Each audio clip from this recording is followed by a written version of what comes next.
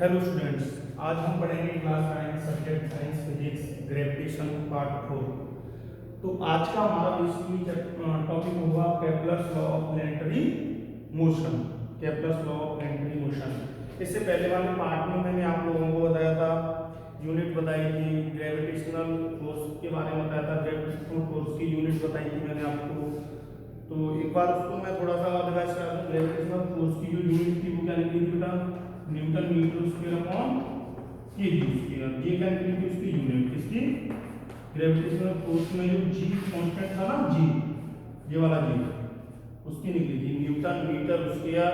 क्योंकि ये मैंने आपको बताया था कैसे निकाली थी, G m1 m2 upon R square. R को ऊपर ले गए इधर, आर स्क्वायर इक्वल टू होगा जी m1 m2। m1 m2 को नीचे लेके आए तो क्या निकला था चलिए, g equal to f into R square upon m1 into m2।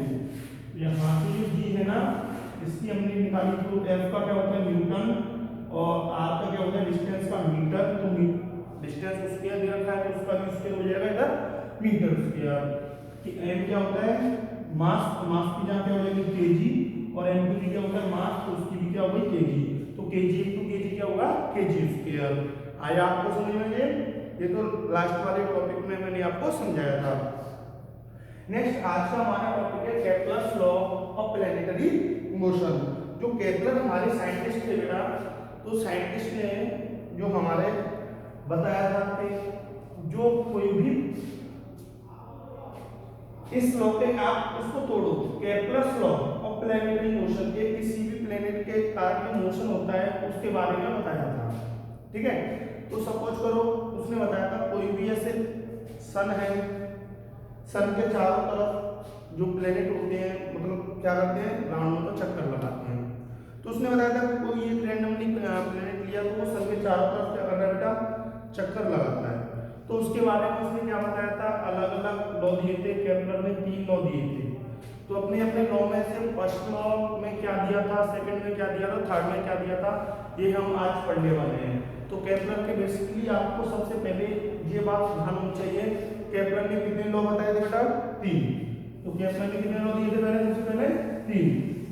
और केप्लर ने किसके ऊपर लॉ दिए थे? Planetary motion. किसका? किसी प्लेनेट का मोशन था, उसके बारे में बताए थे। तो सबसे पहले देखते हैं हम Kepler's first law. Kepler first law, पहला नंबर Kepler's first law. Kepler's first law में क्या था? तो सबसे पहले मैं आपको बताऊं केप्लर फर्स्ट लॉ में, तो केप्लर ने फर्स्ट लॉ में कहा था the planet move in elliptical orbit around the sun. कोई भी प्लैनेट अगर मूव करता है तो इलिप्टिकल ऑर्बिट में मूव करता है किसके? सन के, with the sun at one of the two foci of the elliptical orbit. और जो हमारी इलिप्टिकल ऑर्बिट होती है उसकी जो फोकस होते हैं वो कितने होते हैं? 2। तो जैसे मैं आपको इसमें दिखाता हूं, सबसे पहले the planets move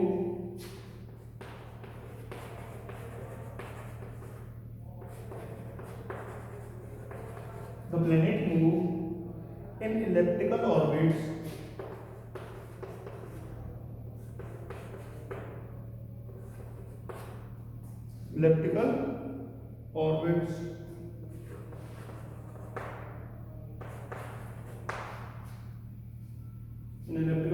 around the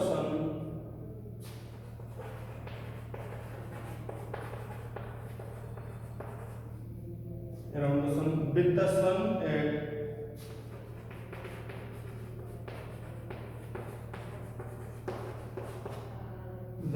at one of the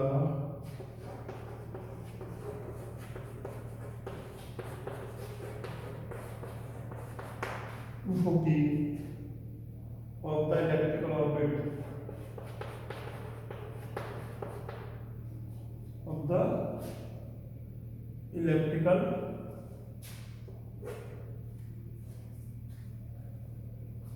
E electrical, ये गलत हो गया यहाँ पर।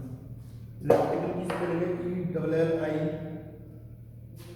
ई double L I P P I C A L, electrical, E double L I P T I C L, electrical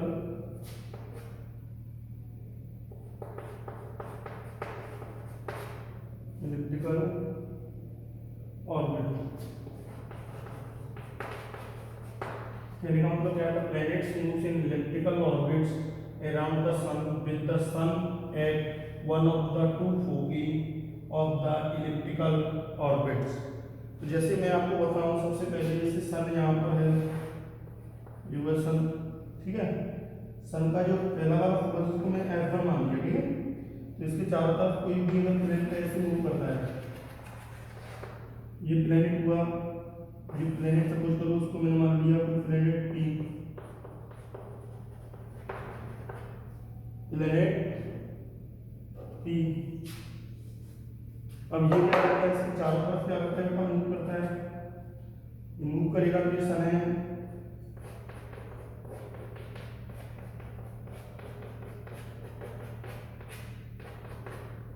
सन का एक फोकी तो ये होगा, दूसरा होगी ये होगा। किसी भी इलेक्ट्रिकल फॉर्म के इलेक्ट्रिकल फॉर्म होगी या इलेक्ट्रिकल फॉर्म होगी, उसके दो फोकस हो गए, एक तो ये फोकस हो गया, ये फोकस हो गया, दो फोकी होते हैं इसके, ठीक है। तो इसने कहा था केपलर ने अपने फर्स्ट लॉ में कि अगर कोई भी प्लेनेट सन के चारों तरफ चक्कर लगाता है तो वो एक इलेक्ट्रिकल फॉर्म में लगाएगा। इलेक्ट्रिकल को बोलते हैं दीर्घवृत्ताकार, इसको दीर्घवृत्त बोलते हैं, ठीक है। दीर्घवृत्त में क्या लगाएगा? चक्कर लगाएगा, और जब ये चक्कर लगाएगा तो उसकी जो इलेक्ट्रिकल फॉर्म होगी उसकी कितने फोकस होंगे? दो फोकस होंगे, ठीक है। आप इसको नोट कीजिए स्टूडेंट्स।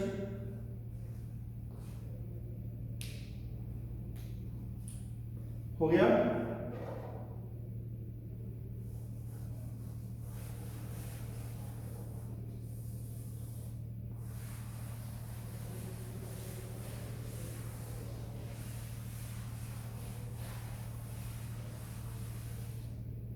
केपलर सेकंड लॉ,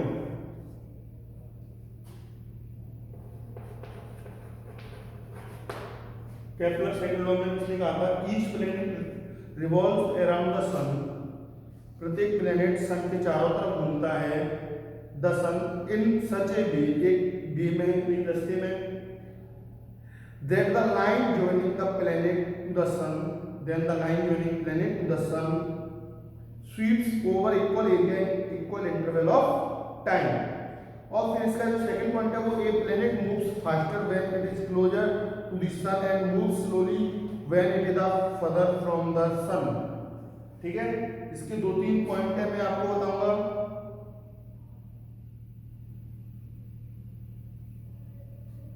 ठीक है, तो पहले इसमें लिखते हैं each planet revolves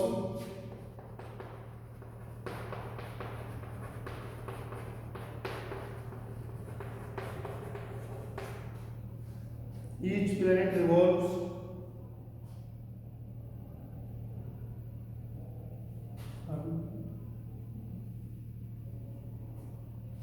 each planet revolves around the sun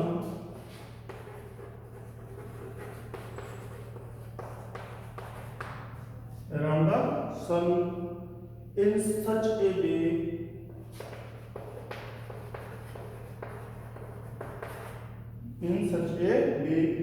that the line joining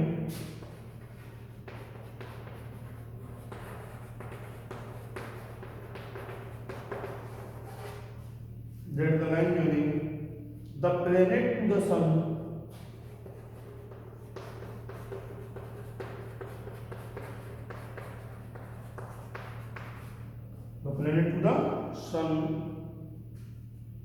sweeps over equal area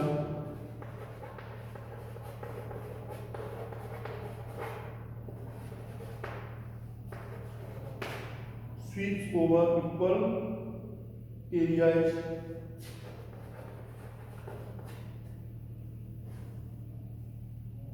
in equal intervals of time.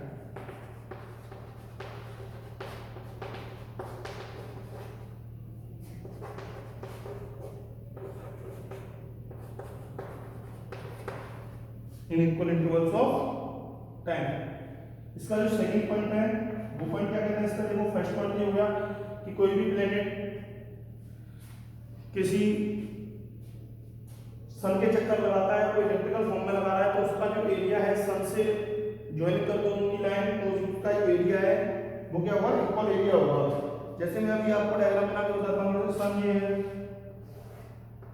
सन इस फॉर्म में क्या हो रहा है, इमोशन हो रहा है।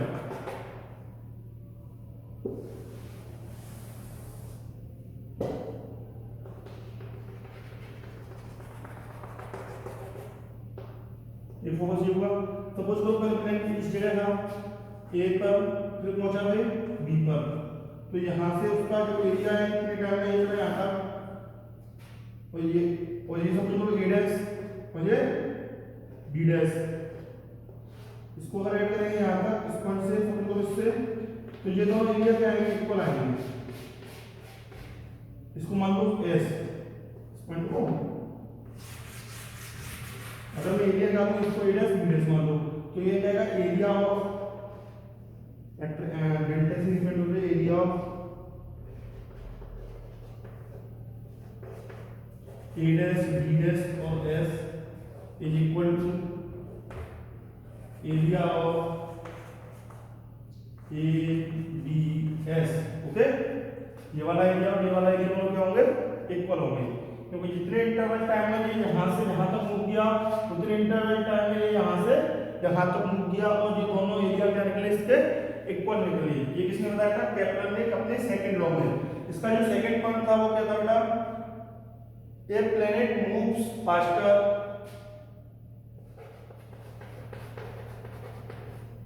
ए planet moves faster when it is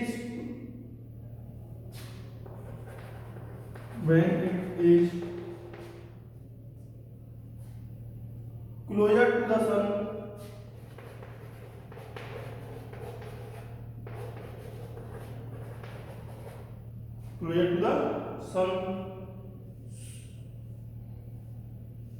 and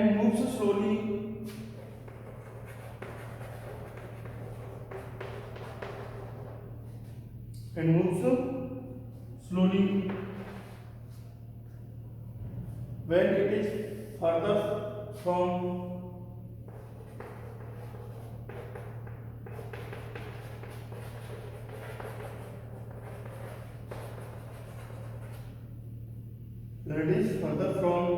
the sun।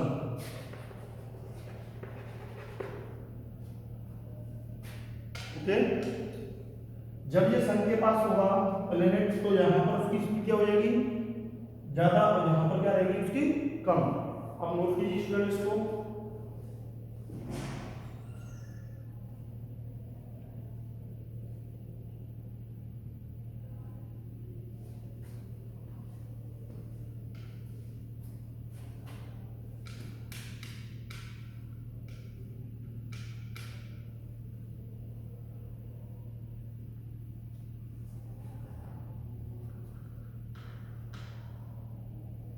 Next third वाला,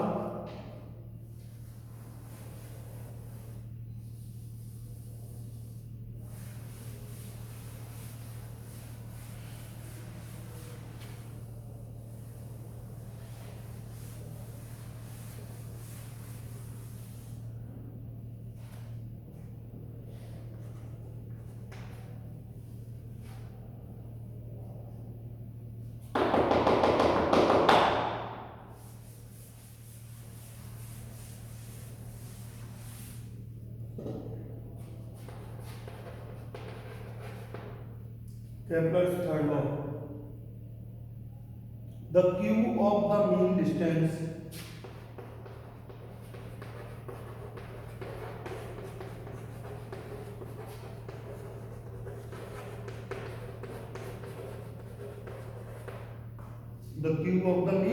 distance of a planet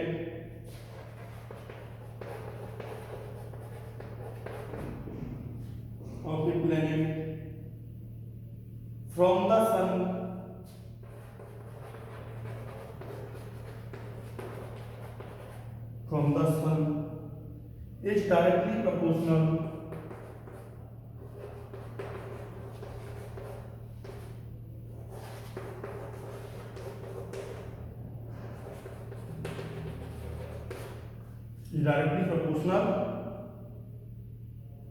to the square of time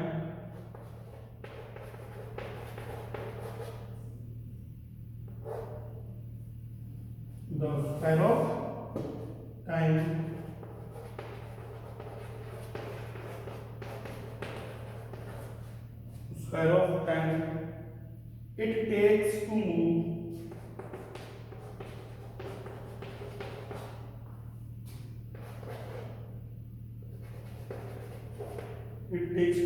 move around the sun.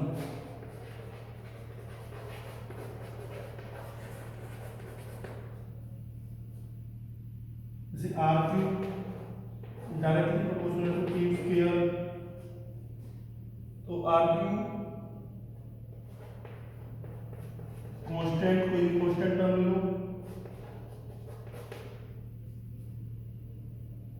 Into T square. T उसके नीचे आ गया r cube upon T square equal to constant. तो t का यहाँ पे mean distance, sorry r का mean distance of planet from the sun, mean distance of planet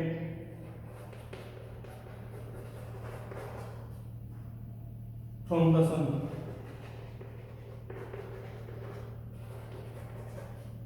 ठीक है, यहाँ पर टाइम पीरियड ऑफ द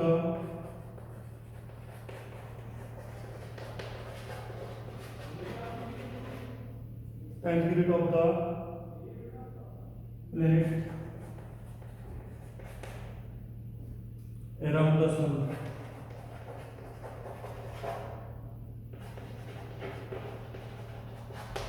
इसका कहने का मतलब क्या है कि केपलर ने अपने थर्ड लॉ में क्या कहा था, the cube of the mean distance of the planet, किसी भी प्लेनेट की जो मीन डिस्टेंस होगी उसका cube the sun is directly proportional कहां तक की, सन तक की, to the square of time.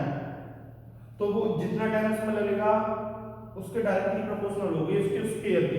तो डिस्टेंस का तो क्यूब और जो टाइम लगेगा, टाइम पीरियड उसकी स्क्वायर, दोनों क्या होंगे, डायरेक्टली प्रोपोर्शनल होंगे। R cube is directly proportional to T square, तो प्रोपोर्शन को उठाएंगे तो कांस्टेंट आएगा इनटू टी स्क्वायर। तो आर क्यूब अपॉन टी नीचे आएगा तो यहाँ पे क्या बचेगा, कांस्टेंट। आर का यहाँ पे mean distance of the planet from the sun, जैसे यहाँ से यहाँ तक की डिस्टेंस है प्लेनेट है तो ठीक है, उसमें जो लगने वाला है टाइम पीरियड। सो बेटा आज के लिए इतना ही। नेक्स्ट वीडियो में मैं आपको बताऊंगा इसके इनवर्स स्क्वायर को बताऊंगा, ठीक है। Thank you.